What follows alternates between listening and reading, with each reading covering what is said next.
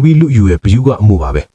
မဟောတရာကကလေးကိုအလဲမှာထားပြီးမိခင်ထီသူကကလေးလက်ကိုဆွဲဘယူမကကလေးခြေထောက်ကိုဆွဲမဟောတရာ series အပိုက်တဲ့နဖူးကယတနာနန်းတော်ကြီးမှောင်ကြီးပြုံးချိန်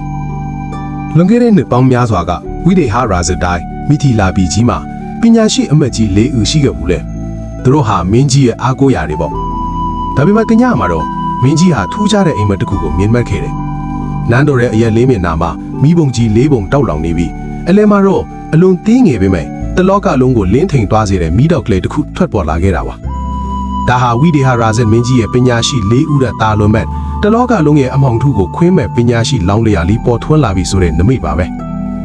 ရွာကလေးတရွာရဲ့မိုးအီအချိန်အဲ့ဒီအချိန်မှာပဲပါစီနရဝမဲစစ်ကုံရွာလေးမှာထူးခြားတဲ့ကလေးငယ်တယောက်ကိုမွေးဖွားခဲ့ပါတယ်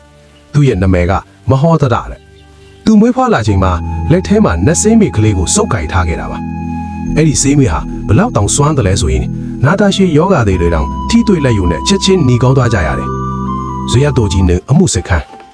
အချိန်ဒီကုံလိုလူမဟောတရာလီအသက်10နှစ်အရွယ်ကိုရောက်တဲ့အခါသူ့ရဲ့ဉာဏ်ပညာဟာစတင်ပြီးအယောင်တောက်လာပါတော့လေ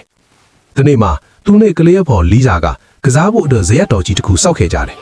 အဲ့ဒီဇေယျဟာတာမန်ဇေယျမဟုတ်ပဲအလွန်လှပပြီးစနစ်ကြလွန်လို့တပီလုံးမှာနာမည်ကြီးသွားခဲ့တာပါအဲ့ဒီနားမှာပဲပထမဆုံးအမှုအခင်းတစ်ခုဖြစ်ပွားခဲ့ပါတယ်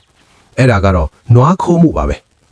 လူတယောက်ကသူ့တစ်ပါးရဲ့နွားကိုမိမိနွားပါလို့လိန်ညာပြီးအတင်းအဓမ္မလွတ်ယူနေခဲ့တယ်ရွာသူရွာသားတွေဘလို့ပဲစစ်ဆေးပေမဲ့တခိုးကစကားတတ်နှုံလို့အမှန်တရားဟာပျောက်ကွယ်နေခဲ့ရတယ်အဲ့ဒီအချိန်မှာမဟောတရာလေးကရှေ့ကိုထွက်လာပြီးမိကုန်းတစ်ခုပဲမေးလိုက်ပါတယ်မဟောတရာကတင်းငင်းစွာချင်း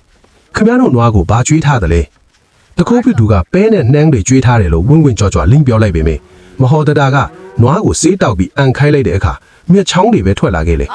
အမှန်တရားဟာနီးရောင်အောင်မှာရေလိုကြည်လင်သွားပြီးလူတိုင်းက9နှစ်သားလေးရဲ့ဉာဏ်ပညာကိုအံ့ဩချီးကျူးဟေကြရတယ်ဒါပေမဲ့ဒါကအစပဲရှိပါသေးတယ်နောက်ထပ်ရင်သက်ရှုမောစရာအမှုတစ်ခုကတော့ကလေးကိုလူရောင်ဆောင်ပြီးလူယူရဲ့ဘယူကအမှုပါပဲ